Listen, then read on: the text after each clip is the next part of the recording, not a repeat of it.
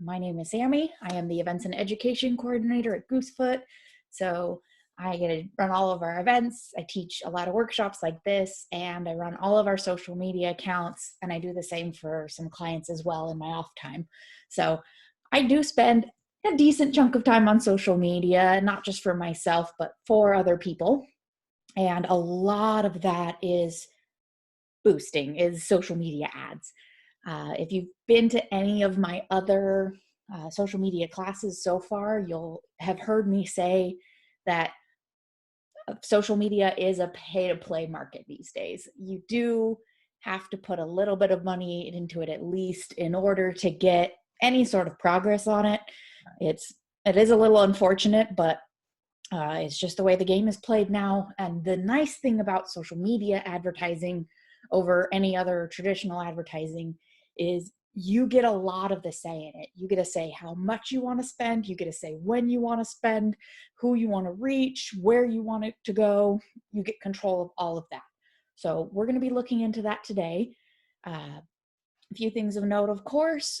Please feel free to ask me any questions at any time. This is a workshop, not a lecture. I'm not going to make you hold your questions till the end. I do have chat open. I can pull up Q&A if that goes off, so use whichever one you're most comfortable with. If you are in the chat, whether asking me questions or just responding to what I'm saying or offering up your own suggestions, please feel free to do that in chat. And again, make sure you switch your to field to all participants and attendees so everyone can see what you're saying, not just me. But we're going to go ahead and get started.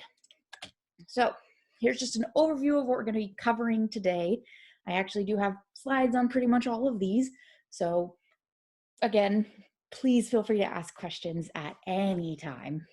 These classes are a little bit more fun when they're pretty interactive. Biggest thing to know is that social media advertising is changing constantly. So some of the stuff I'm going to tell you today is true today. They might entirely change the system tomorrow. So I highly encourage you guys to keep up on these, whether through fiddling with by your own means or watching other classes that are online. I am not the fount of eternal knowledge. I don't know everything, but these tips and advice are based on my own experience and research. So if you guys give me just a second, I'm gonna go ahead and take this hoodie off because it's getting much warmer than it was when I started.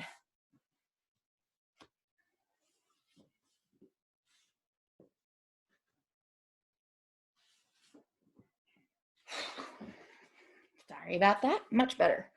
All right, so some basic tips first off before we get into platform specific suggestions is no matter what social media tool you're using, whether it's one of the main three we're covering today or a different one entirely, biggest thing to keep in mind is that you need to show the right content to the right audience in the right place.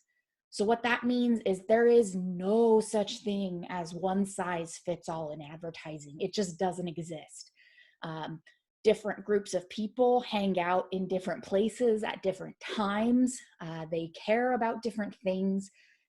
You might have 12 things that are true about you, your business, your product, whatever it is that you're selling, but I only care about 2 of those. The other 10 are nice, but I only care about these 2. So if you're trying to talk to me, stay focused on what is of benefit to the person you're talking to, and make sure you're talking to that group of people where they actually are. If you are primarily targeting, say, teenagers that are about to be out of high school, Facebook's probably not the best place for that because the numbers show that teenagers largely aren't on Facebook. They're on TikTok and Instagram and the newer platforms. I'm well past being a teenager myself, so there are platforms they are on that even I don't understand. Versus if you're reaching people over the age of 60, they are largely on Facebook, but even more largely, social media might not be the place to reach them at all. So I'm going to show you guys how to figure out these groups, but keep in mind, make sure you're talking to people where they are, not just where you are. Whatever ad you build, you need to use quality graphics and words. Because ads cost you money, because they cost you resources, you really should not just slap it together really quickly and call it good. I just put a post together. I just posted about half an hour ago, and we're going to be boosting it. I probably spent at least an hour sourcing the right picture and editing the words as short as I could make them. It still wasn't that short. I probably could have gone shorter, but I really wanted to include a lot of information. So give yourself the time to come up with the best way to word things. If you're unsure, shop them past other people. Make sure it makes sense, that they don't lose interest halfway through what you're saying. And make sure you get really high quality pictures. This isn't just for your benefit. Obviously, higher quality graphics perform better, but if your quality is low enough, the platforms actually won't even run your ad at all. They'll reject it because they know they're setting you up for failure and they're not going to do that. So you really have to have high quality, whether that's a photo or a video or whatever graphic you're working with. It needs to be clean, crisp, not have a lot of words on it. And we'll go into those breakdowns later, but spend a little bit of time getting some really high quality images. However your ad runs, make sure you are experimenting, tracking, and revising as you go. Things change constantly, and also you might think you put the most amount of time you could into the words, into the graphic, and you run the ad. But if you're not watching how it's going, if you're not using those analytics to actually track and see, are people clicking on it? Are they actually looking at what you're saying? If it's a video, how far into the video are they watching? You know, where are you losing people? The data does show you this, and even if it doesn't clearly say like 2/3 of the way through this paragraph people lost attention, you can figure that out yourself by changing things around, by running pretty much the same ad with a few different tweaks, and then tracking that data and seeing, did this work? Did it not? Do I need to change something? You know, is I thought this picture was best, but is this picture actually best? Which one is getting the better response? You can't know how to do better until you know how you're doing to start. So make sure you keep an eye on that data. And once again, I'll show you how to get into that. We're going to be talking a lot today about this next point, but move beyond the ease of the boost button. If you're in this class and you've run any social media ads at all, it's probably just been clicking on that boost this post button at the bottom of your Facebook or your Instagram post. It is the most prominent and visible. It's the easiest to walk through, but it also limits your success. There is an entire world of advertising beyond that little boost button that gives you so much more control and options, and it can really work harder for you. You just have to get away from that boost button. So boost works occasionally, but don't rely on it. Go check out the ad center that we're going to be talking about today. There's so much cooler stuff in there. Make sure you have a plan. If you're spending money and time on social media ads, what is it that you want it to do? What do you want people to do when they see that post? Is it just a simple, oh, cool, and move on? Probably not. That's not usually something you would pay for. You usually want them to do something. Do you want them to go to your website? Do you want them to send you a message or give you a call? Do you want them to buy the thing you're advertising? Do you want them to sign up for your services or become a member? What is it that you want them to do? And when do you need people to do things? These are all important things to keep in mind when you're building your strategy. Obviously, you can take some of these tips and run off with them and just do a one-off ad, and it'll probably be better than ads you run before. But if you really want to see success, you need to have a plan and implement it steadily over time. You need to give yourself time to build up an audience that is receptive to what you're saying, but you also need to give yourself time to get better at what you're doing and to really build upon what you're saying. You are going to get tired of your message way faster than anybody who sees it, because you spent all the time on it, thinking about it, tweaking it, improving it, posting it, checking on it over and over, doing more tweaks as you needed. You've seen it a billion times. But I have maybe seen that once, or maybe I've seen it 5 times, but it's only registered once because I was distracted. I was on a work call while I was scrolling through Facebook, or I had screaming kids in my ear and I wasn't really paying attention to what I was seeing on the screen. Or maybe I was looking at my phone while I was watching a movie. There's so much going on around people every day. And even if they see your ad, it might not be what they think they need right then. So if they keep seeing it, then it gives them a chance to build up familiarity so that when they do think about whatever it is you're doing, you're the first one on their mind. And because they have that familiarity of seeing you over and over in a lot of different formats at different times in different places, subconsciously they're going to start to trust you more because you're not a stranger. They've heard the name before. They don't know where they've heard your name before, but they've heard it. So give yourself the time to build that up by having an overall plan of how you choose to get your message out there. This next point is incredibly important in my opinion. Do not put all your eggs in one basket. If you come to this class and you look at all of the tips I have to show you and you implement them, fantastic. But if your entire marketing strategy is just Facebook, you're going to fail at some point because you don't control that platform. You don't own it. You might think, I do own my page, but you really don't. Facebook does. They could decide to ban you tomorrow and they don't even tell you why they did it. Your page just disappeared. Or as happened back at the beginning of 2018, they could suddenly shift their model. You probably, if you've had a page that long, you probably used to see a lot of organic reach. That means when you posted something and you didn't run an ad, you got a pretty decent number of people who saw it, who interacted with it, shared it, commented, that stuff. Nowadays, you might be noticing you're getting a much smaller number. You might have 500 followers and maybe 3 people see your posts every single time. And you're wondering, what am I doing wrong? But you're not necessarily. It's Facebook. They've changed their model. In response to complaints they got from users, they started limiting the number of ads people were seeing, and they started limiting the content from pages people are seeing.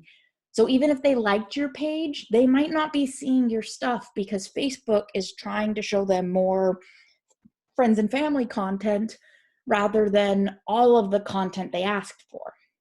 And you have to think about it logically. If you have 600 friends and you've liked 300 pages, you can't handle 800 places worth of content coming at you. You would never have the time to see everybody's posts. So Facebook and Instagram and YouTube and all of these platforms have what they call an algorithm, which is a computer code that watches everything you do online and decides what you would actually want to see based on what content you regularly interact with. If you regularly watch someone's videos, you regularly like it and comment it, that's you telling Facebook, yes, I want to see this comment or this content. Even if you've liked the page, that is not enough to see everybody's stuff. So Facebook kind of cherry picks what it's going to show you. Same with Instagram, Twitter, YouTube, everybody. Because those changes can happen out of nowhere with zero warning. Facebook has been around for well over a decade, and none of us still know how the algorithm works. You can't put all of your eggs in that one basket. So the tips I'm going to show you today are going to help you do better at these platforms. But please, I'm begging you, do not make your sole advertising strategy social media. Make sure you diversify it. Have a newsletter, have in-person flyers that you give out, have a good website that you control and you decide what people see and how. send people postcards, whatever makes sense for your business model. Just don't solely rely on social media. Lenore commented, it's because they change their algorithm all the time. Absolutely. It's also because if they told everybody how the algorithm worked, people would go back to gaming the system. Eventually, people figure out exactly what kind of things work in the algorithm, and they deliberately format their posts to fit the algorithm, even if it's not what the algorithm's actually intending. So that's how you get things like clickbait and false news that gets spread throughout Facebook, because it's gaming that algorithm to get more attention. And so when the platforms figure that out, they change it to try to curb some of that. And eventually over time, people figure it out again, and so they have to change it again. So that is why they do change it. I just want you to be aware they change it constantly. So don't rely fully on a platform you do not control. Little funny to end on that note and move into my next point, but you do have some control over social media. So what that means is, while everything I've already said is true, you do not own the platform, you do not get a say when they change things, you often don't even get warning when they change things, you do have some measure of control. Unlike traditional marketing with newspapers or magazines or even television, the advertising platform has far more of the control. They tell you, these are our publishing dates, this is the size of ad you can get at this price, do you want it or not? You have a little bit of bargaining in there, but you pretty much have to play by their rules. That's just how the system is structured. Social media throws all of those old rules right out the window, and you get to set your own. So if you haven't played with any platforms settings so far, there is not a single platform that I've come across that tells you it is going to cost you this much to advertise with us. Pretty much everybody, if they do have a minimum amount, it's something like $1. So you get to decide, I want to reach this, these kinds of people in these places. I want to spend this much money, and here is my ad. Then the platform turns around and tells you, okay, great, I will show it to between this many and this many people. If you like that number, you go ahead and go forward with the ad. If you don't like it, you revise things, you change up your demographics, you add more money, whatever it is, until you get to a point you like. So if an ad on social media is not working for you, you can change it. The other nice thing is, if you're used to advertising in print media, some of those run maybe once a year, twice a year. And once the ad is out, that's it. If they got something wrong or some details have changed, maybe you got a new website or you changed your hours or you no longer offer the product that you were advertising in that ad, you can't really do anything about it. Social media is not that way. Even after you've launched an ad, you can't usually edit them. That's for security purposes. And so they didn't approve something and then you change it to something else entirely that they wouldn't have approved. But you can stop an ad immediately and then start a new ad with some changes made. So you can have a lot more control over how your ads go and how they appear than you do with traditional advertising. So that is the nice part. It's affordable, it's approachable, and you have more control over the little details. And obviously the bad parts is you do not own the platform. You do not get to control when they make changes to the overall platform. So yeah, with those basic tips in mind, let's head on. And like I said, again, I know I've repeated myself like a billion times by now, but if you guys have any questions, please feel free to ask them at any time. You don't have to hold them till the end. So first up is building an audience. You need to know who it is you want to reach. That is the heart of all advertising. Before you can write your words, before you can pick the best picture, you need to know, who is it that you are hoping sees this ad? Who are you hoping to impact? That should be the basis, even in traditional advertising, that should always be the basis of your foundation for your advertising, and then you build the house of the ad on top of that audience. So for some of you, that's going to include a lot of categories, a lot of caveats: age, gender, location, interests, income, family status, education level, physical, I already said location, buying habits. For some of you, these are all going to be very important. For others of you, you might not care about the age or the gender. You should a little bit. Obviously, a 13-year-old probably doesn't have the pocket change to buy whatever it is from your company. And there are a lot of caveats that I unfortunately don't have time to get into in advertising to children. That is a very heavily regulated market, so be cautious on that. But for somebody like a hair salon, gender is incredibly important. For somebody who is offering, counseling or, coaching, education level might definitely factor in. So it's up to you to decide what categories really matter to you. But there are a few tools that can really help you hone in and make sure you're targeting the right audiences. So luckily for us here in Island County, we have a phenomenal tool in the Snow Isle libraries. They have so many good resources. If you have come to my How to Start a Business class or my Marketing 101, which if you've been taking these classes online, you can't have come to that one yet because that's not till June. Or did I do it earlier? I don't remember.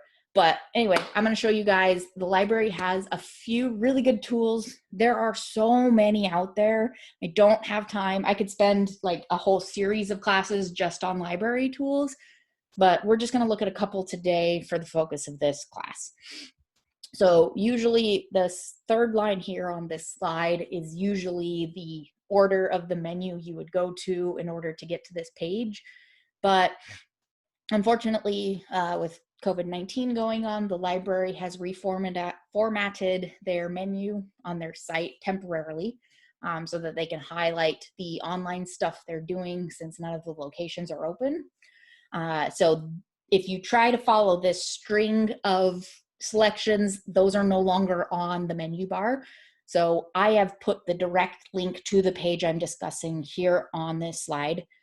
No need to hurry and write it down. I will send you guys the slides after this class. So, and even if you don't get the slides and after the fact, you're like, hey, where was that page you were talking about? Send me an email and I'll send you the link. So we're going to go ahead and go to this link right here. Let me make sure that you guys can see that. All right, so here is the business and finance page on the Snow Isle Library's website. They have over a dozen really high quality resources in here for pretty much anything you could want to know for business. And again, I'm just going to stay focused on a smaller window of tools. The ABI Inform, I'm not going to go into, but I did talk about that back in the marketing crash course and in the starting a business class. Those reports, if you can get into the industry reports, really walk you through the best kind of customer for certain industries. So we're going to take a look at the first one is Gale Business Demographics Now, which is about a quarter of the way down the page. These are all in alphabetical order. So I'm going to go ahead and click on that. You're going to have to log in with your username and password. So excuse the full face. I got to log in.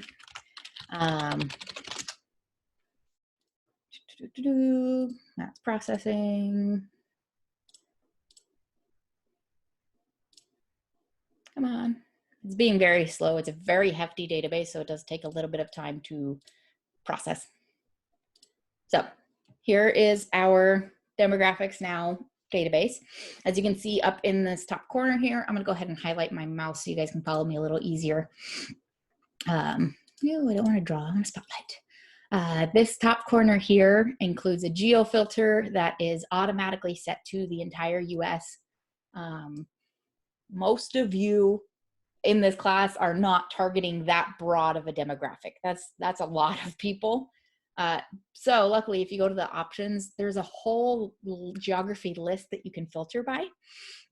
You can do, block groups, census tracts, congressional districts, counties, the entire US, obviously. You can do school districts, states. You can sort specifically by zip code.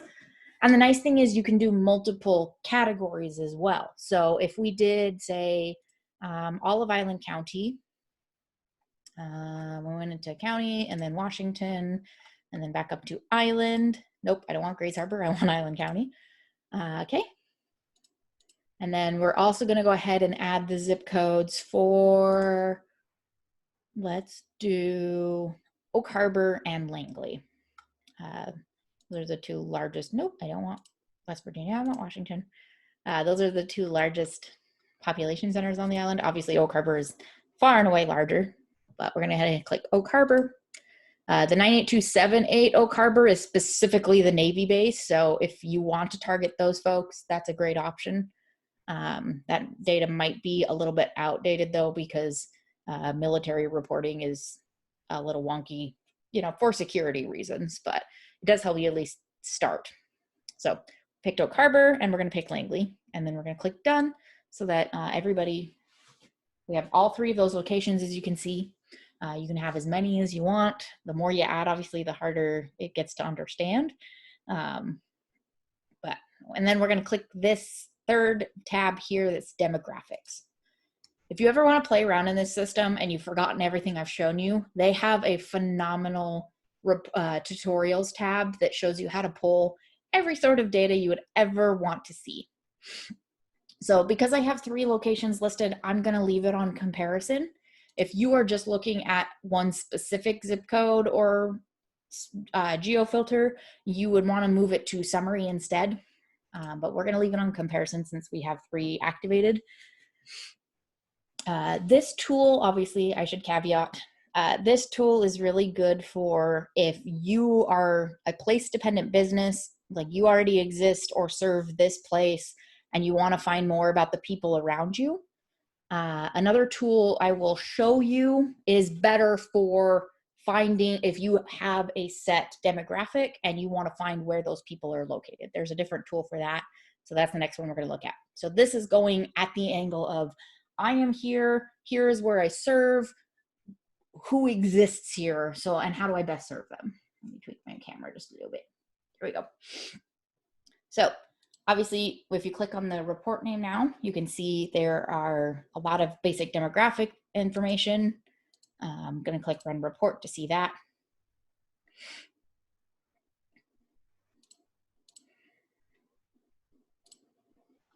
Now that's loaded. You get nice, pretty graphs to look at. So obviously, the orange is Oak Harbor, the yellow is Island County, and the blue is Langley. And it shows you 2000, 2010, 2019, and 2024. Langley is by far the wealthiest area out of this divide. Island County obviously averages every area, Camano and Whidbey Island. Oak Harbor, as you'll see as we get farther down, has a much larger population, but much wealthier people live in Langley overall. You can see the per capita income versus population. Obviously, Langley has a much smaller population, but a higher per capita income. Oak Harbor has a medium population and a lower income, and then Island County has the highest population because it's the county, and it's kind of between the two income-wise. You can see this is the population density. Obviously, there are a lot more people in Oak Harbor. Yeah, this is the Oak Harbor zip code. Island County gets a lot less dense because, again, it covers a lot of area. Again, Island County has a lot of households. So does Oak Harbor. And then Langley has very few households. Age shouldn't surprise anybody. Oak Harbor is by far the youngest out of the entire island. They're in about mid-30s median-wise. Langley is about 58, so it is the oldest area in Island County. And that kind of drags the Island County average up as well. This shouldn't surprise anyone. We're overwhelmingly white. We're largely living in family households. We don't have a lot of group or non-family households like apartments and condos and barracks. Oak Harbor is pretty much the only place that has that option. Income. So this helps you out. Obviously, some of you might be thinking, but my products are for everybody, or my services are for everybody. That is not true for a single business. Somebody who makes, $20,000 a year can't afford frivolous things outside of the bare necessities. Whereas somebody who makes $200,000 a year, they can probably get custom bespoke everything, and they might not need your generalized services. So you all have a sweet spot of most likely to patronize you. Obviously, there are people outside of that sweet spot that probably will, but most of your customers fall within a certain window on age, gender, income, all of that. So figuring out what's best for you and figuring out what exists here and how you can best serve them. Seasonal population shouldn't surprise anybody. We are pretty seasonal here. Quarter 3 and Q4 have usually the biggest spikes. Those are the latter half of the year, whereas Q1 and Q2 tend to be, early in the year when it's still kind of cold. So that's obviously just basic demographics. There's so many reports in here. If you're a business to business type of organization rather than directly to customers, there's an entire business comparison in here. There's a complete demographic comparison. I'm not going to go through all of these reports. I'm not kidding when I say I could spend hours fiddling with them because I find them to be really fascinating. But the biggest one I'm going to show you guys right now, obviously you can see here the consumer expenditure reports help you see what people are spending their money on in various categories. So you can see if there's a demand for your product. Hopefully there already is by the time you're advertising. Daytime population is really interesting if you are, especially, a business that's open 11 to 5. Okay, cool. Who's actually around during those hours? So you can see, in various categories, are people actually home during the daytime? Are they at work? Are they unemployed? Are they homemakers, retired, students? It's a nice breakdown there. This is especially important to Island County because it's not on this report, it's on a different state report, but we have a very high population of people who don't work in Island County at all. They go off island to work. Obviously, those numbers are very different right now. A lot more folks are out of work. And even those who are still working, a lot of them, like myself, are working from home. So these reports are when the world is a little bit more normal. It's not necessarily how it is right now. But I am trying to give you the tools that'll help you long term. So the biggest tool in here that I wanted to show you guys is the Mosaic reports. So Mosaic is a report put together by Experian, the credit company. So they know what you're spending your money on. They know your habits. So they've taken data from everybody and divided everybody into these cohorts based on how old you are, what your interests are, what your shopping level or your habits are like, where you live. And they've kind of divided everybody up into these little categories. So we're going to look at the comparison report, I think.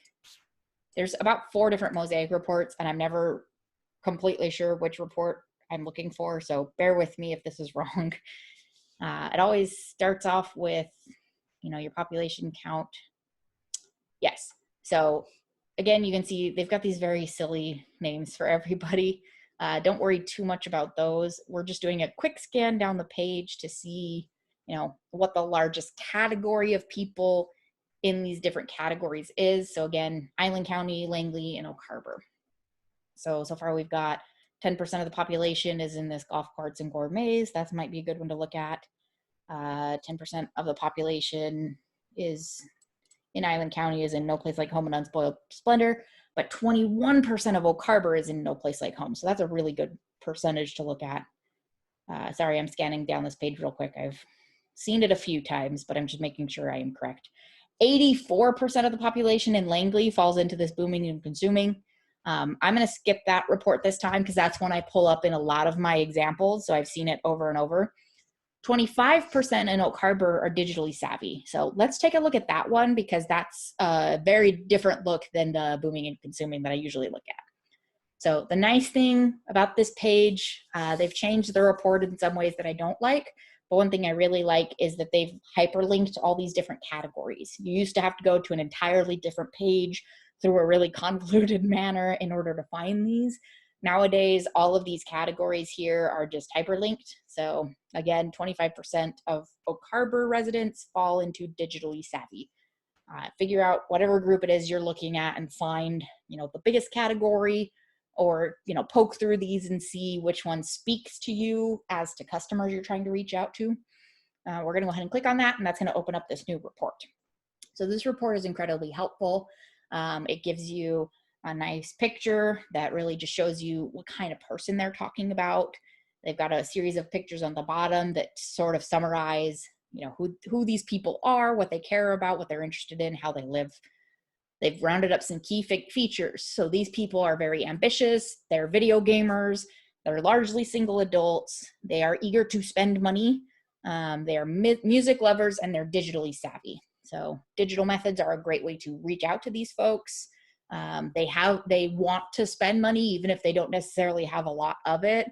I have household income average here is $50,000 to $75,000 a year. But the nice thing is something you have to keep in mind, just normal human habit. Older folks have more money, but they're buying less things because they already have a household. They already have it set up. They have their furniture. So they tend to spend things on experiences, food, wine, travel, stuff like that. Younger folks are still setting up their lives. They're still actively buying new clothes, new cars, new furniture. And they're also largely migrating to experiences, things to do. And this is all pretty average for most buyers' habits. Let's see, I'm gonna ask, can you parse both by age and digitally savvy, like people over 40 who are digitally savvy? Not in this report, unfortunately. You can find other groups. There we go. You can find other groups, and like I said, you can kind of click around in here. What was the other one I was looking at? The other one that was pretty high up. No Place Like Home, I think, is decently digital. So it's multi-generational, and their digital numbers are still pretty high. But this report largely, unfortunately, mostly groups. Like you can't search for, I want people in their 40s who are digitally savvy, because this is just chunking everybody up into existing demographic groups. It's not showing you, hey, here's where these people are. That's not how this report works, unfortunately. So going back to the report we were looking at before. Who we are gets you into specific details. How old are they? How much money do they make? Do they own their home? What kind of houses do they live in? They largely live by themselves or with people. If they have children, they're between the ages of 7 and 9, which is fascinating to me at this age range. If somebody who's 25 and has a 7-year-old, I guess that's possible. But anyway, you can also see their channel preferences. So channel preferences is how they get their information, which is incredibly important for you for trying to reach out to them. So this group by far gets their information from digital means. That's what this chat window is. It's searching the internet, it's playing on social media. So this is a great group to reach out to social media. Next biggest is radio, surprisingly. A lot of radio listeners. TV is still pretty decently big with this group. Email is the worst way to get in touch with these people. That's what this @ symbol is. This is email. So these folks are probably not either, they're not going to sign up for your newsletter in the first place, or they're not going to regularly read them. Quadruple that way to get a hold of them is by sending them physical mail. Print really is coming back. So that's how you get in touch with this group. And this table just shows you, how they break down versus the US average. It looks really confusing, but the middle line is the US average, and every group is either above or below that on average. This page just tells you how to read that. This page is really nice. It's a nice one-pager that just explains in text paragraph format more about this information. So how do they function? What do they care about? Where do they get their information? What do they do for fun? So this can really help you target your ads so that you're speaking directly to the people you want to speak with. As you can see, the phrase I like in this is digital savvy have champagne tastes with a six-pack budget. How fun is that phrase? And how many of you could totally use that in your marketing? All right, phone's vibrating. They're using on digital media, they're tech adopters, they like to support their lifestyle of constant motion. So these are all things you can target if you're trying to talk to them, keep helping them keep active, new experiences. They love to game. They love to, they're very athletic. They're very social. So these are things you should be focusing on in your ads when you're talking to them, because these are the things they care about. Advertisers will have a hard time connecting with them through traditional media. Instead, use mobile and online video to reach this market. TV is another option. And a lot of stuff is digital. So I love this one pager that just explains who these people are. And you can see it's the same thing on an entirely different, this No Place Like Home group. Again, social media is actually a really great way to reach them. Physical mail, phenomenal. Radio, almost not at all. 12 is an incredibly small number. You can see their different education levels and income and house values and how long they've lived there. And again, this nice one-pager explanation. Many households contain 50-something adults and their 20-something children. They're pretty educated. They, contain multiple workers earning good salaries. Let's see, They like to lead laid-back lifestyles. The older adults like to pursue sedentary pursuits. If they exercise, it's jogging and yoga. They like to eat healthy and pay attention to nutrition. Again, fantastic things you can focus on for your business, depending on, what your model is and what you're selling. They're not big on brick and mortar shopping excursions, but they do like to purchase from catalogs and websites. So if you're trying to target these folks, make sure you have e-commerce available so that they can do it that way. They love the TV. They like reading newspapers. They tend to shop places like Sears and then head to the mall to pick up work attire. They're average on electronics. They're not typically influenced by media depictions. They're very matter of fact. They work hard, volunteer with community organizations, and they like to give to multiple organizations to spread the wealth around. So you can see these reports, and there's really so many of them. You can see how you can read into that and figure out, okay, this is the audience I'm trying to tackle. Are they, a minimum? You can see, fast track couples is 1.37% of all Island County. That's such a small niche. Niches aren't bad. You can focus on a smaller group, and these pages can help you figure out how to talk to them best. And honestly, your audience might be segmented. You might have some No Place Like Homes and some digital consumers, and wired for success. You might have a lot of different audiences, and that's fine. Just run different ads and target just those people. These reports will really help you focus on, I have this message, who is receptive to it? Okay, I see the number, I see, what kind of interests they are, so I can add those to the tags. I can see, what age they are, so I can focus on those people in my ad targeting. And you can really have more success by hitting those people that really want to know about you and your business already, and skip all of the time it takes to teach them that, yeah, you're useful to them, and here's where you buy it. So you can focus on the people who are just, already receptive to you, which is really the best use of your money. So, obviously this is a great report. Again, this is called Gale Business Demographics Now. I literally could spend forever playing around with it. There are so many reports. This one is the Mosaic Comparison Report. If you're just doing a specific zip code rather than, comparisons, you're going to want the Mosaic Household Report. It's not in this list because we're on comparison, but fiddle, play. If you get stuck, if you are trying to find specific information and it's not, in here, or you can't find it, that doesn't mean it doesn't exist. I'm going to show you guys one page really quick. Let's see, where is it?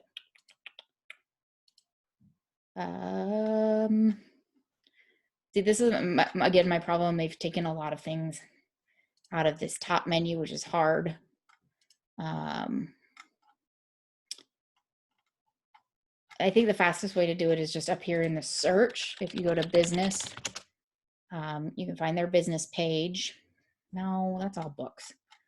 If you actually, I think the way I did it earlier, I went to snowisle.org/business, and you can bring to there. They have an entire business page just built for you guys. And the reason I brought you here is it breaks down, you can book a librarian. I don't know if this is currently working because all of the libraries are closed. But you can use these contact us tools to reach out to their staff, and they can actually help you.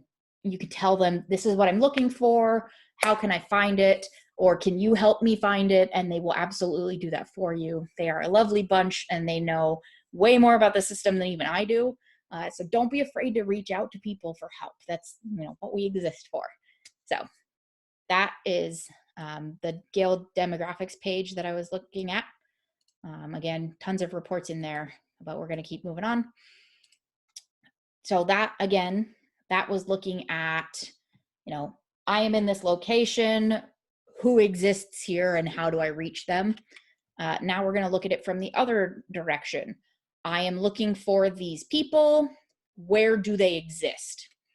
So we're going to look at Reference USA. Again, that's pretty down near the bottom of the page because these are all in alphabetical order. So I'm going to click that. Again, you're going to have to log into your library card here. I already have, so it skipped that screen. Do not go straight to these websites. If you go to referenceusa.com, you are going to have to pay them money. You need to click on these links on the library page because that will take you where you need to go. So if you are, again, a business-to-business organization, you are targeting other businesses, you're going to come up here and click the US businesses. But we, for this example, I'm going to assume most of you guys are looking for consumers. So we're going to go to US consumers and lifestyles.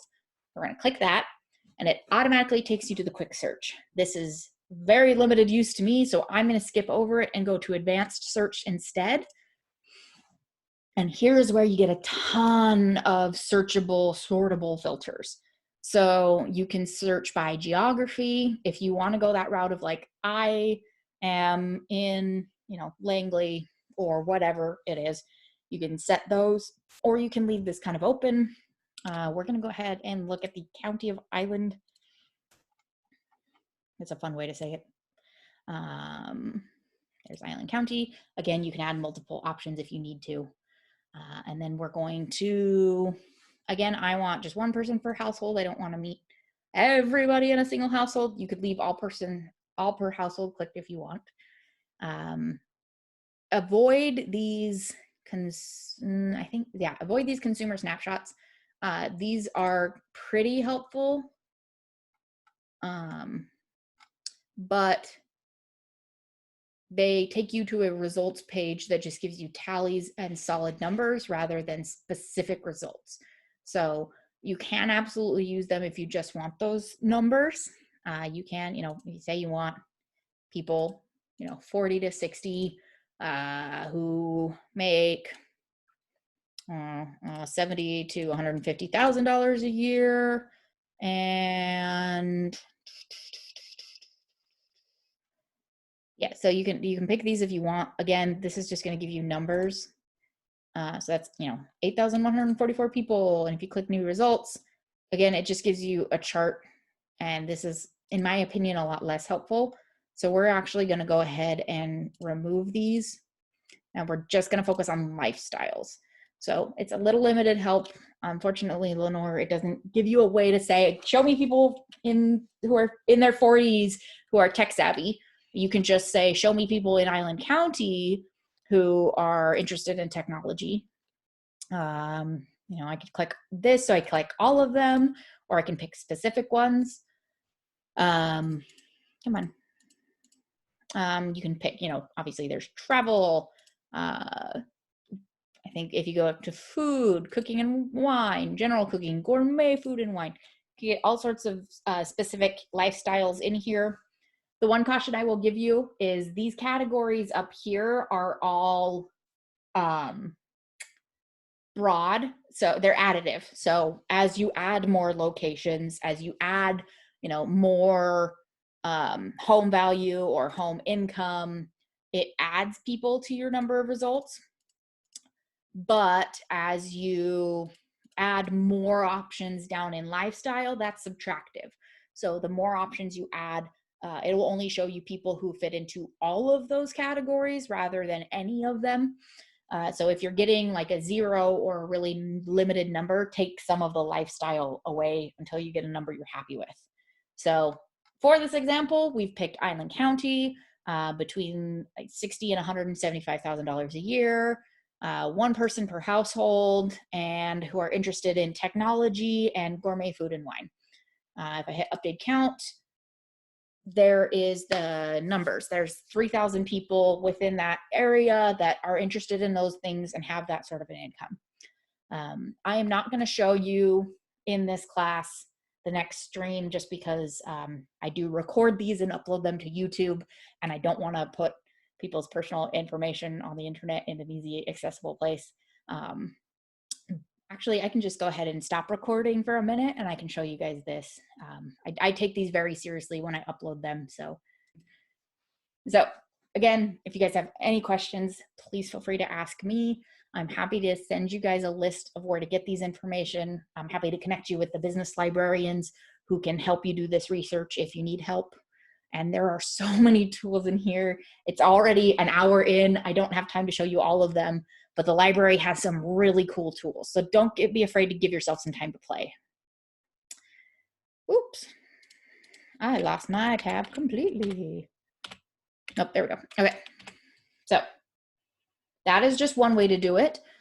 You can also build your audience by looking at your current analytics. So if you currently have social media profiles, there should be data on your page that tells you the age of people who look at your stuff, you know, their gender, their interests. All this information is in your analytics. And if you need help, I can poke around with you on those, but I have already shown those in the advanced Facebook and the advanced Instagram. And again, those are both recorded and up on our YouTube channel. So please feel free to access those at any time. I'm gonna go ahead and turn my mouse highlight off. So use your current analytics so that you can build more of, you know, the same kind of people. Or if you want to diversify your audience a bit, you could also use your analytics that way of like, I have a lot of females between the ages of 50 and 60. I want to get some more males, maybe in their 40s. So you could use that to target if you want. You could also just look at your current customer base. If you are a business that is savvy enough to have a customer log, you know who your customers are, you know what their interests tend to be, what kind of age, income ranges they are, or, you know, Lenore, like you were asking earlier, I want to target people, you already know, you want to target people in their 40s that are tech savvy. You could use those kind of bases to build your audience as well. And again, as I said back in the earlier tips, keep an eye on how it's doing and adjust as you go. Don't get yourself in a box where you think you have to advertise to these people. Make sure you stay flexible and adjust as you need to. So, obviously when you're building your audience, especially on Facebook and Instagram, which I will admit this class is biased towards, but if you guys have questions on any specific platforms, I'm happy to show you how those work as well. I'm just assuming most of you are here for Facebook and Instagram. So if you've ever done an ad, or if you click the boost on a particular piece of, media, standard audience selection is the first one you've probably seen.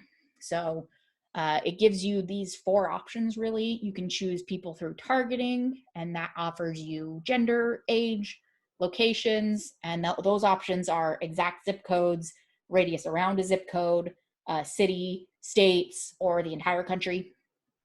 You can sort by interests, and you can even exclude people. If I want people in their 50s who make $75,000 to $150,000 a year and are interested in wine and travel, but I don't want people who are smokers. You can exclude people as you need to get more focused and make sure you're hitting the people that you actually want to hit. Next option is people who like your page. You might think this is a silly option, but it can be incredibly impactful because, again, if you remember back to the start of this workshop when I was talking about the algorithm, people might have liked your page, but they've stopped seeing your content because Facebook or Instagram or whatever social media platform has decided they don't actually want to see your stuff, even though they told the platform they do by liking your page. So if you use people who like your page, you can reach those people who have fallen off, and then it will bring them back to regularly seeing your content. I almost knocked my tea over, and that scared me. And then because they've been recaptured by the social media ad, they will then go back to regularly seeing your content even when it's not boosted. So that can be a good way to increase your organic reach for a time. If your if your ratio of engagement versus number of followers is way down, you can level that up a bit by using that option in your standard audience selection. You could also, variation on that, pick people who like your page and their friends. That's a really quick and easy way, without having to get into all of the fiddly details, to get more of an audience like yours already, because people tend to be friends with people who are decently similar to them. So that can be a good way to bring people back to your page, but also an easy way to reach people who are like your existing audience already. Or this is one of Facebook's newest options. You can reach people in your local area. So when you set up your Facebook page, you have to give them your address, whether it's visible on your page or not. And you can choose that option so that it will get people who are around your location.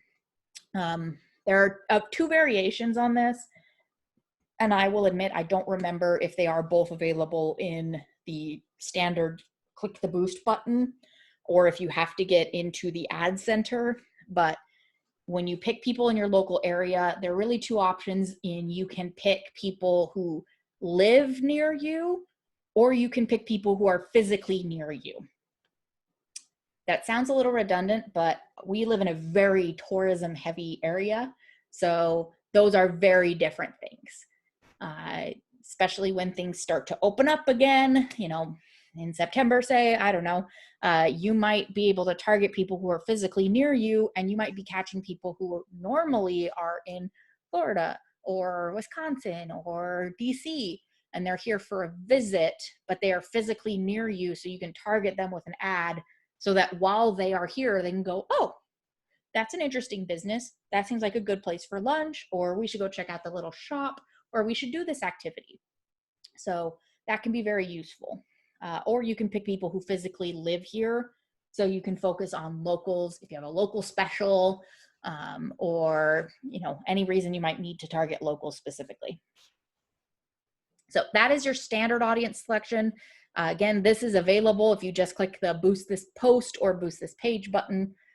You've probably seen these before, even if you haven't played with them much. However, if you get into the ad center, and again, I will show you how to do that later, you have a lot more options. So you can create custom audiences, and then you can save those so that if you do the quick and easy boost this post button later, your custom audiences will actually join this standard audience selection list. You have to name each custom audience, so they will be there at the bottom of the selection.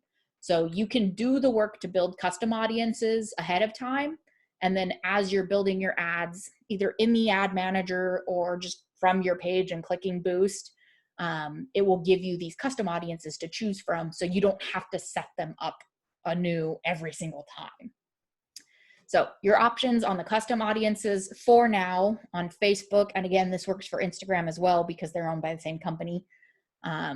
You can do website visitors based on Facebook Pixel. So if you install Facebook Pixel on your website, it tracks people when they go from Facebook to your website to pretty much anywhere else on the internet. And so you can target people who have been to your website if you have this pixel installed, so that you're catching people who may have been to your website and then left, so you can, remind them of important information or get them to come back. Maybe they abandoned their cart, maybe they didn't sign up for your newsletter. So that's a great one to do for that. You can pick people who have interacted with your business in the store, over the phone, or other offline methods. Again, that requires some setup work from you.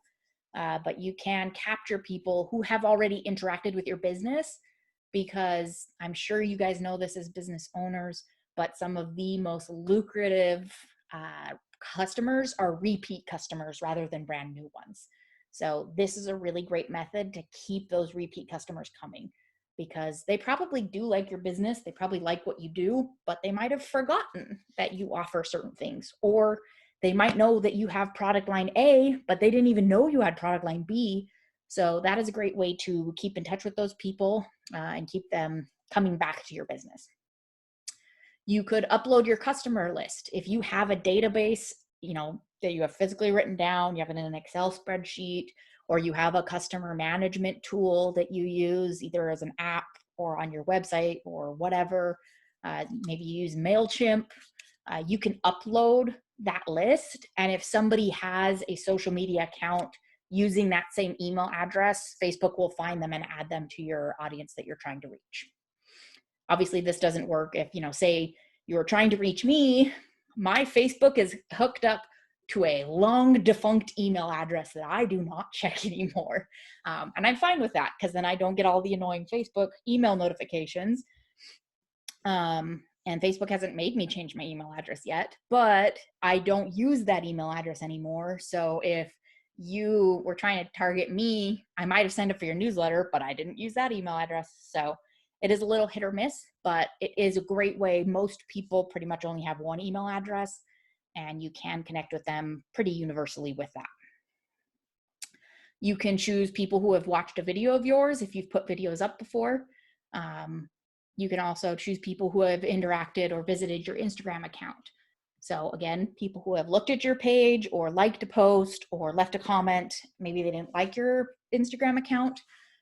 Again, most people have their Instagram and their Facebook tied together pretty well. So you can target people both on Instagram and on Facebook if they visited your Instagram page. You can also create a lead form. That is an option. That's one of the ads you can do. So that people on Facebook, they already trust Facebook for whatever reason, or Instagram. They don't know you necessarily. They don't know your website, so they're not comfortable giving a stranger their contact information, but they're fine giving it to Facebook. So Facebook provides you with that option to build that lead generation list on their platform instead of sending people away. You can do people who have interacted with one of your events on Facebook. So if I pick this list, I would get people who have shown interest in some of our classes or past dances. That's a great way to, again, pull in people who have already interacted with in the past. And then also, obviously, you can choose people who have visited or interacted with your Facebook page in some way as well. So if you guys have any questions on these custom audiences, please let me know. There's so many details. And hopefully the cogs in your head are turning of like, oh, I could use this that way or this way. This would be a really helpful thing for me instead of just blindly reaching out to everybody. So I'm going to go turn my light on really quick. It's starting to get dark. I will be right back.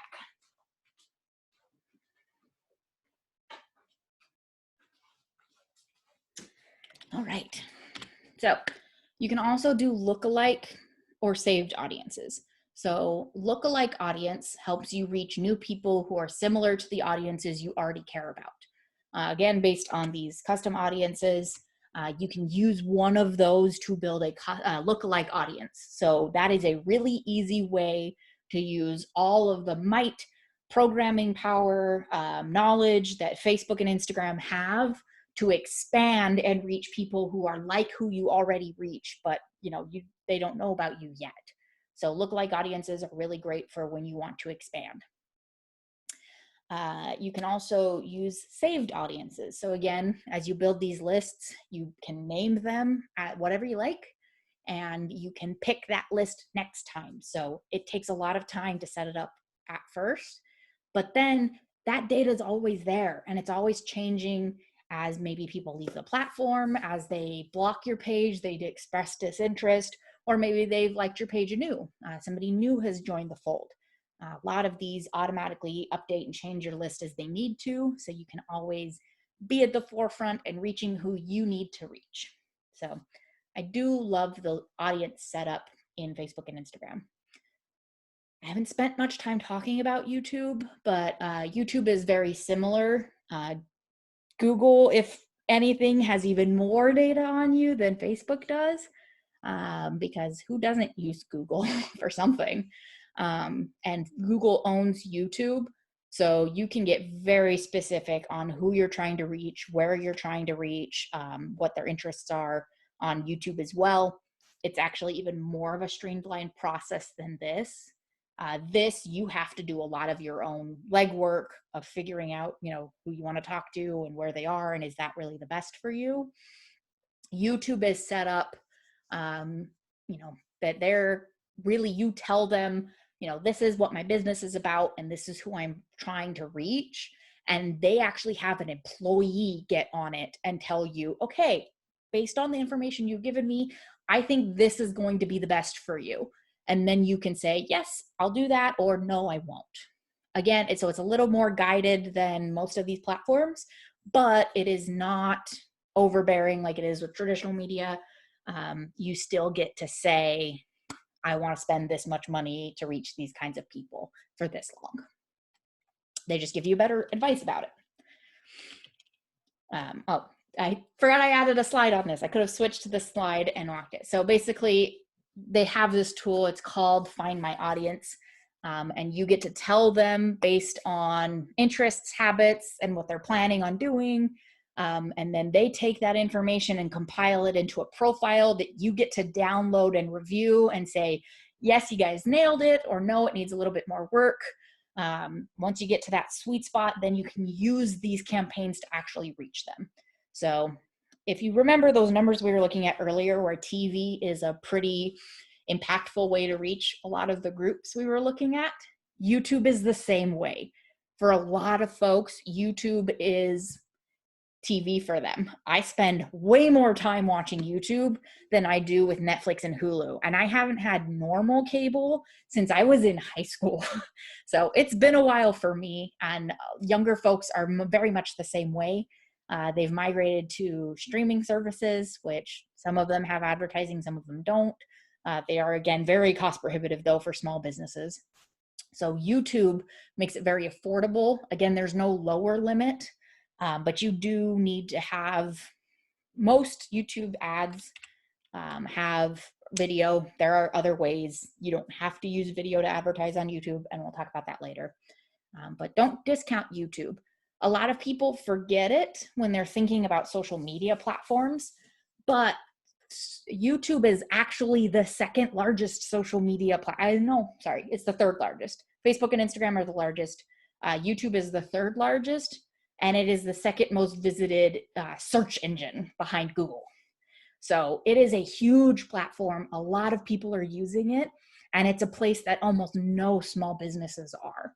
So you might feel like you're competing constantly with other businesses on other platforms, and you are, but maybe consider YouTube a try, especially nowadays during this whole shutdown. Because I spend so much time on YouTube, I am aware that they are having somewhat of an advertising crisis right now. A lot of the big advertisers, hotels, travel, car companies, all of those are pulling their ads right now because, people aren't doing those things. So there's now is actually a great time to get into YouTube advertising because you're not competing as much. So just give it a thought. Anyway, now you've decided your plan, you know where you're going with this. You've built your audience, so you've got that nice foundation laid down. Now it's time to build the house on top of it. Choose the objective. What is it you want the ad to do? And you might think, well, duh, I want it to do sales. It's not that simple. Ads are actually great for a lot of different functions. They're really good for brand awareness, just to let people know that your company or services exist. That's pretty much what Goosefoot focuses on. I don't have anything to sell you. These classes don't cost money. Our dances don't cost money. Our grant program doesn't cost money. Our farm stand brochure doesn't cost money. So I just want people to know that it exists. So brand awareness is our number one focus.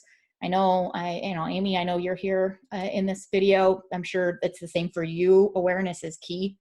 So if you pick awareness, it will show your ad to people the most likely to pay attention to it. So rather than just reach, which shows it to the maximum number of people it can, brand awareness is a little bit more clever in that it takes the time to show it to people who are actually likely to interact with it based on their past behavior. Traffic lets you send people to your website or to an app or to Messenger. It sends people somewhere. So you want them to go somewhere. Traffic is going to be your objective. Engagement is probably what most of you think when you think social media. I want people to comment on my post. I want people to like it or share it or RSVP to this event. Those are all engagement objectives. If you have an app, you can get people to download it. If you posted a video, you can get people to watch it. Lead generation lets you collect contact information, so phone numbers and emails. Again, it does it very clearly. It's not like stealing the data from people. People have to actually click and type in their information on it. So they have given you permission to use that data. You can click messages. So you want people to message you through Facebook's Messenger, or little known fact, they also own WhatsApp if you'd rather use that. Conversions get people to take an action, such as making a purchase or booking an appointment. So you want them to do a thing. Conversion is going to be your goal. Catalog sales, if you have the Facebook catalog set up, which again, I've shown you that in the selling on Facebook workshop that I taught, and selling online.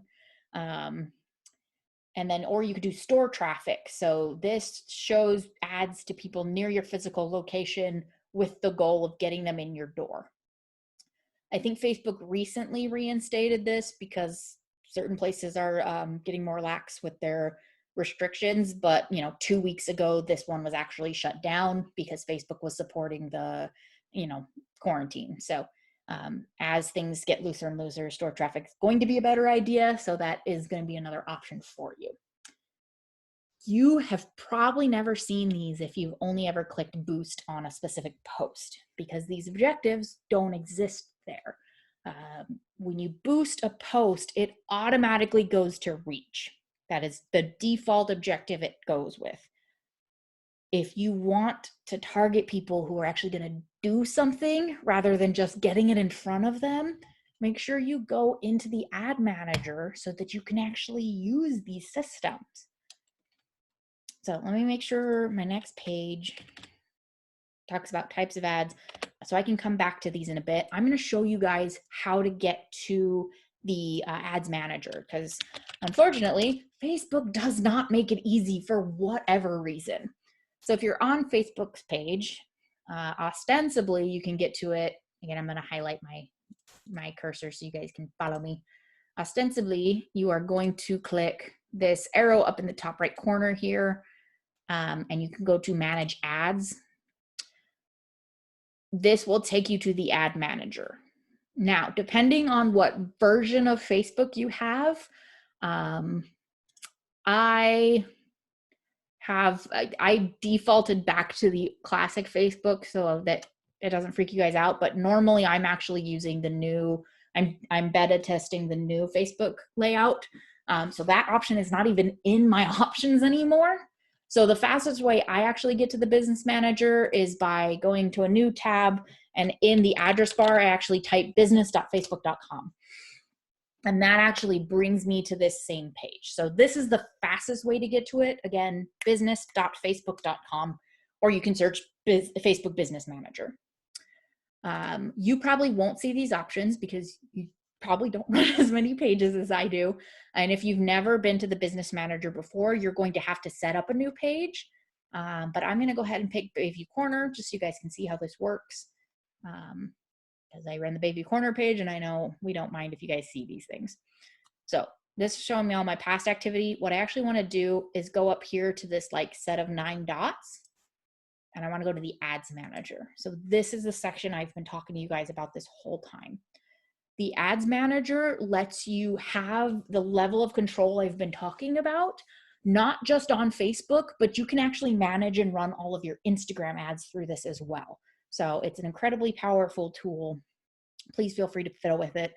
Again, if right here, I have default page, I'm on campaigns. If I click create ad, this page is so different than anything you've seen if you've ever clicked the boost button. I can use an existing campaign, or I can create a new campaign. Here's all of those objectives I was talking about. What do you actually want them to do? And if you get to this point, you're setting up your ad and you go, crap, I don't remember all those things Sammy told me about. It's fine. If you hover over it, the little eye icon will show up. And if you click that, it tells you what that term means. So hopefully you won't get lost. But again, if you do, please feel free to email me. I'm here to help you guys, genuinely. So click whichever one it is you want. Again, say I want conversions. I want people to go to my website. So I'm going to click conversions. That's going to take me down here. I can name this campaign whatever I want so that I remember what it's about. A/B test lets you experiment, like I was talking about back in the basic tips. If you're not sure which picture is going to do best for you, what wording is going to do best, what audience will do best, you can turn on A/B testing, so you can try 2 different options and compare them against each other and see what actually works better. So they have A/B testing built in here, but it defaults to off, so you'll have to turn it on if you want to do it. You can also optimize your campaign budget. So this is letting Facebook use all of their incredible wisdom to decide when and where to put your ad so that it will get the most results. Again, it defaults to off. You can turn it on if you need to. You have to set up your ad account. I'm gonna click continue. Is my face moving around for you guys as I drag it? Because that's really funny to me. I just got to get it out of my way. So now that I've selected conversion, now I get to choose, do I want them to go to my website, my app? Do I want them to go to Messenger, WhatsApp? Where do I want them to go? Again, if I've decided that I don't want this, I can choose other options as well. So I'm going to leave it on conversions. Because I want website, I would need to set up Pixel for my website, which I'm not going to do right now because we're building a new website. So going through the effort of putting Pixel on my Squarespace website is not what I want right now. I can control how much I'm willing to spend per conversion. So I get to set my overall budget, but I can also say, I don't want to spend more than 60 cents a click. I can limit that if I want to. I can let Facebook automatically generate my ad. I don't really like to do that. I like to have a little bit more control. And then here's where I can set my audience. So, I have my saved audiences that I've built before, or I can choose my custom audience based on location, age, gender, or connections. So I get a lot of control in here. So we could spend another hour just poking through this page. I trust you guys to, be able to poke around yourself. You can set, where you want it to appear, how much you want to spend. You want it to run continuously, or do you want to set end dates? So fiddle with these options, see what works best for you. Give it a try. At the end of the day, I can give you all of the advice in the world, But the only way you're going to find ads that work for you is by doing it, because everybody's business is so different, and I can't ever make a workshop that will answer every single one of your questions. So, give it a try, give yourself a budget to just play and see what's successful, and adjust from there. So on to types of ads. On Facebook and Instagram, you can do carousel ads, which is 2 or more images or videos that people can flip through to choose. You can do single images, so this is just one big punchy picture that captures their attention. You can do story ads. So story is the newest feature on both of these platforms. I've talked about those again in the Instagram and Facebook classes individually. But stories are 24-hour temporary content that takes up the entire screen, and ads are a great way to get on that hype train. And newly, they have introduced a poll ad. So you can ask folks a question and give them options to vote on, and you can run that as an ad. Facebook and Instagram both offer this option, and it is brand new, so have fun playing with it. Facebook, Instagram, and YouTube allow you to do video ads. If you are running a video ad, you are going to have far more success by doing a very short video. Anywhere from 6 seconds to 15 seconds is usually best.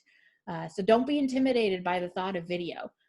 You can get into it because it's not that hard nowadays to do a very quick video. Or you can always pay for someone to make one for you. YouTube specifically actually has a lot of variations. They have a skippable video ad, so it'll play the first 5 seconds or 15 seconds. I don't remember what it is. I've had no ads on YouTube for a while.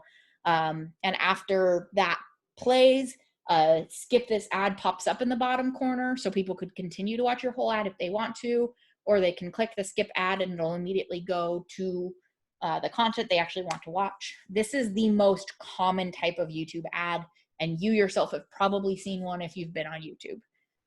There is also the non-skippable video ad, so somebody has to watch your entire video before they get to the content they actually clicked on. This costs more money, and it does frustrate people sometimes, but if you keep your content short, it's not that bad. There is a display ad. So this is something relatively new Facebook has added, and this is a way to not do a video on YouTube. So to the right of a video, if you do this kind of an ad, a square that is an image will pop up next to the video, and it'll push all of the recommendations farther down on the page. So the display ad, again, it's relatively new, and it is a way to advertise on YouTube without doing a video. So that is a new one if you're interested in getting into YouTube, but video just scares you way too much. You can also do an overlay ad. So these tend to be almost like a banner ad that you see on other websites. And it's a very, short and skinny and long ad that sits at the bottom of the screen, and it kind of pops up some point in the video and people have to click to close it. Again, that is graphic based. So if you are intimidated by video, overlay ad might be the way to go. Or even easier, there is a sponsored card. So on some videos, a sidebar will kind of pop up sometime during the video, and there will be cards within that sidebar overlaid on top of the video that are just text based, I believe.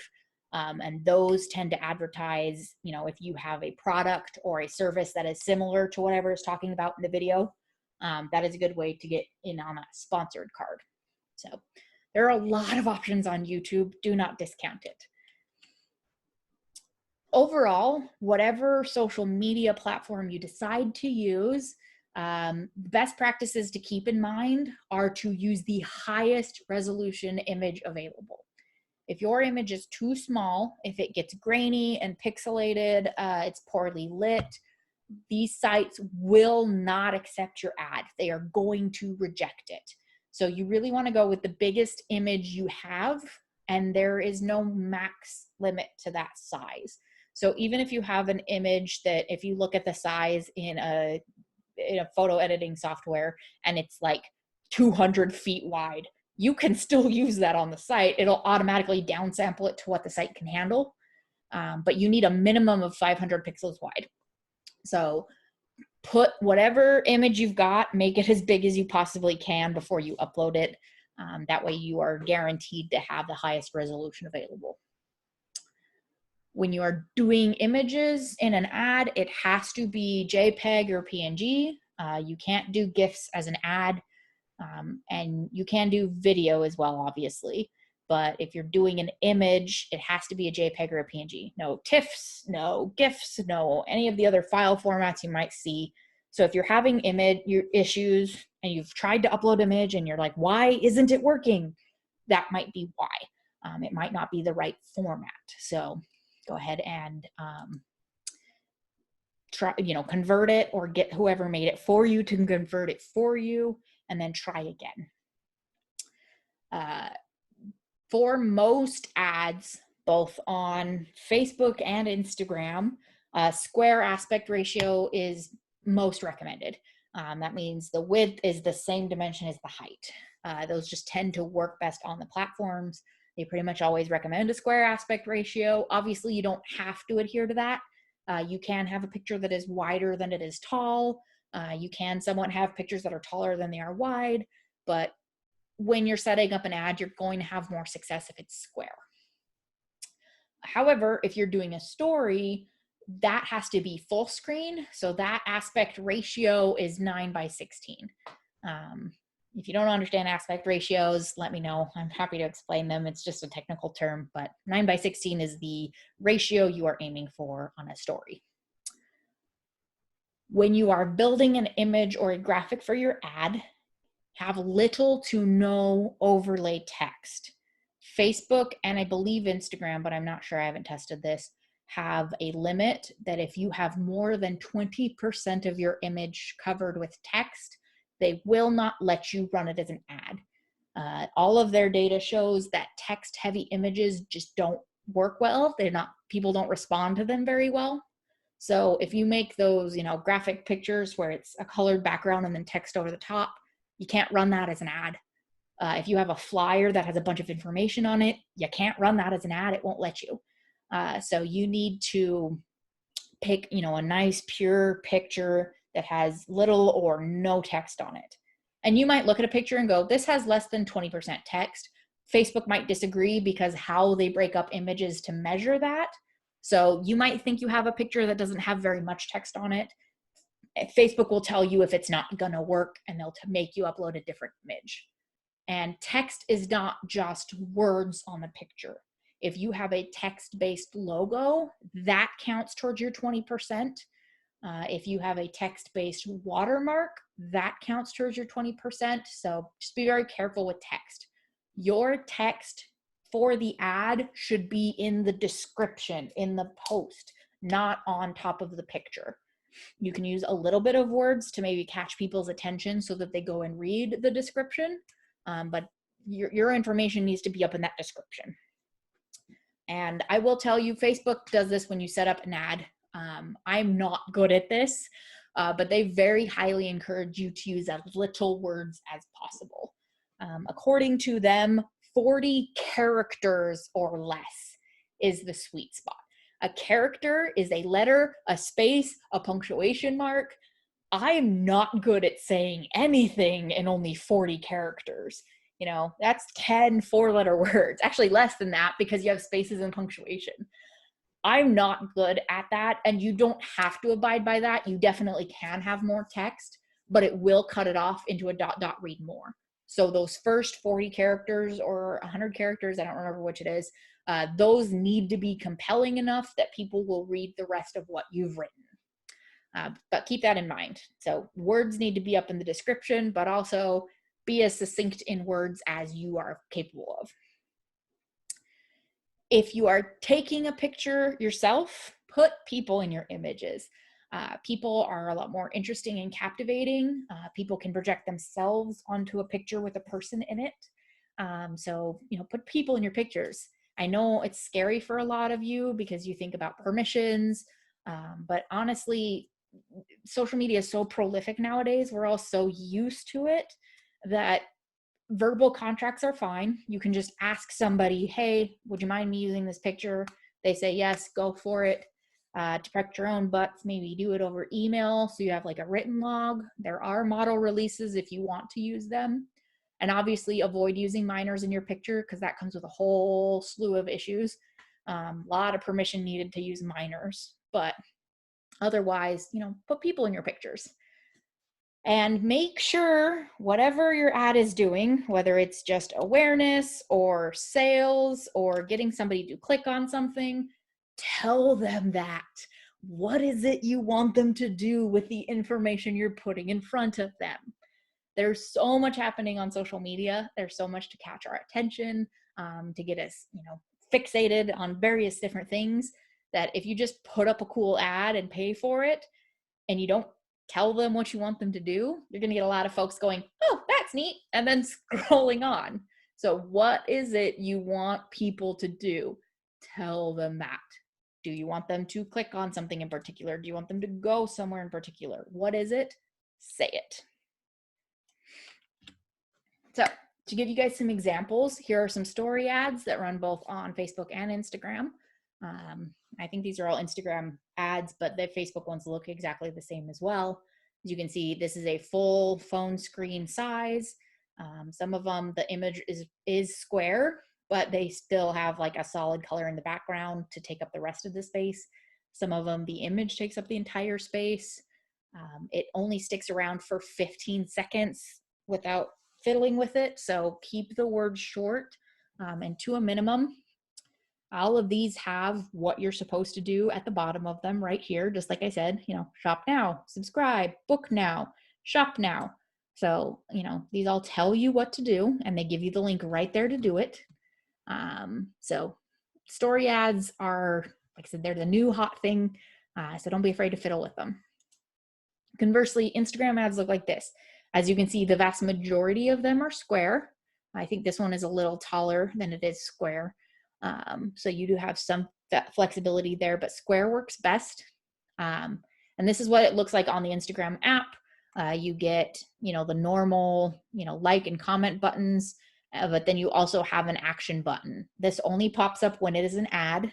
So it'll say, learn more, shop now, install now, or you'll get this banner at the bottom of it instead that'll have that same option. It does say sponsored at the top of every single ad. Both these are all sponsored. These are all sponsored. That is an FTC requirement. They have to disclose that you paid to show up on their screen. So shop ads or Instagram ads and Facebook ads, YouTube ads, they're all very clearly marked. So, people won't mistake your ad necessarily for organic content. They will know you were there because you paid for it. No one will think anything of it because it's so prevalent now. And then as you can see, this ad is a carousel ad. So there's multiple pictures in one ad. This is a single image. This is a single image. This is a video. As you've probably seen, it's been running the whole time because Instagram auto loops their videos. It doesn't just play once and then stop like it does on Facebook or YouTube or pretty much anything else. And then the description is down below and it tells people what to do. Double tap if you dig this tea. It's now on sale. That's not the best one. Discover the app, hit install now. So schedule your walks. It tells you what to do in a very succinct amount of space. Facebook ads look like this. Obviously, Facebook ads traditionally are a little bit more wide than they are tall, but again, they are also going the way of square. So you have more flexibility than you do on Instagram, but go for square if you can. But these tend to be how the ads look. You've got the text above the ad rather than below it like you do on Instagram. Again, I don't think these show you just because I pulled them directly from the page, but usually if it's on your, like I pulled it from their feeds, but if it's on your actual feed, it'll actually say sponsored, like right up here where no one can miss it. This one is a link post. So it is an image. It does have text on it, but this is less than 20% of the full image. And then right here, action button, sign up, learn more. This one is actually a carousel ad, so there's multiple pictures that you can rotate between, and there's an arrow that you can click through. So that's how in Facebook ads look. This is a video ad. This actually ran, sorry, that was really loud. This is a video ad that ran on Facebook, but it is also on Instagram as well. This is Pop Fit, I think, leggings. I really like them. They know their audience. They know what they want. Women want pockets. And they also, as you probably noticed as the video has gone on, they are very focused on different body types. And so they have made sure to include that in the ad. Lots of different sizes of folks, lots of different functions and looks. They all, they don't slip. So they're focused on exactly what they do. It's entertaining to watch. You can see this is not a high tech ad. So you could film exactly everything they're filming right now in front of a solid colored wall on a phone, because that's basically what they've done. You can do this. So don't be intimidated by ads. You can see this ad took maybe 30 seconds, maybe, I'm pretty sure closer to 15 seconds. And then around it, I pulled just the video to show you guys, but around it, it had, sponsored at the top. It had the text description of what to do. It had the link to the website to go buy. So don't be afraid of video ads. As you can see, super simple to make, not super high tech.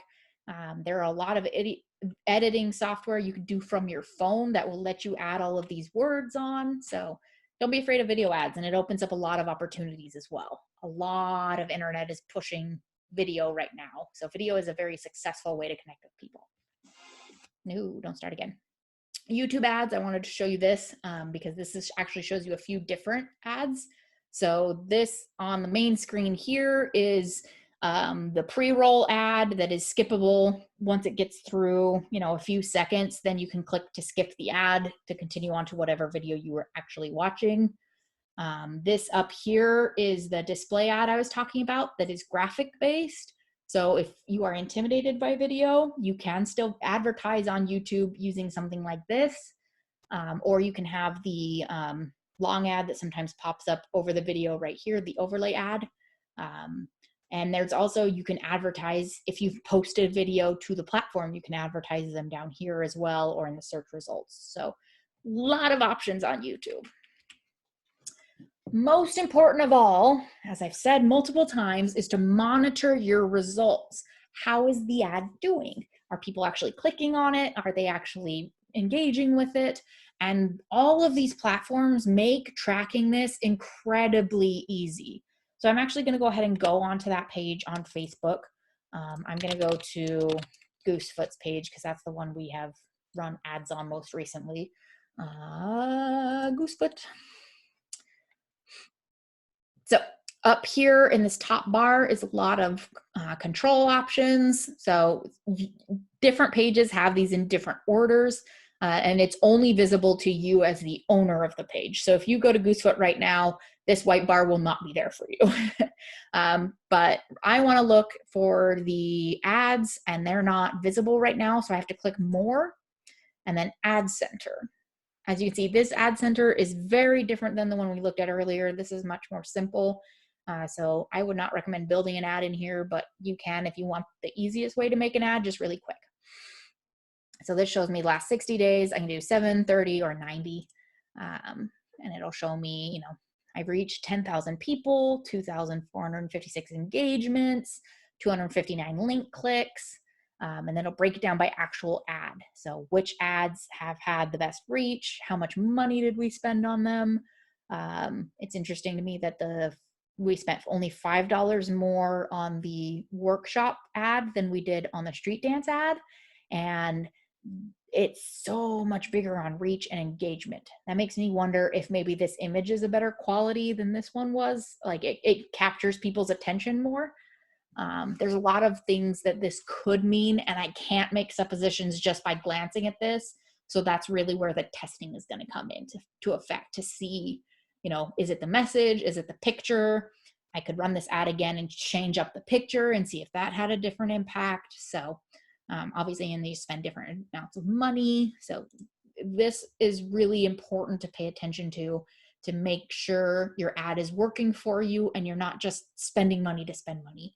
Because at the end of the day, I understand you guys are small businesses. You don't have endless pockets of money. You can't be spending money on stuff that's not helping you. But as you can see, it doesn't have to be that much. We spent $30 and we reached 4,000 people. You can get a better and bigger reach without breaking the bank by using social media tools, as long as you're using it responsibly and you're paying attention to the impact and adjusting as you go so that it has the best possible effect for you. So keep an eye on your analytics, okay?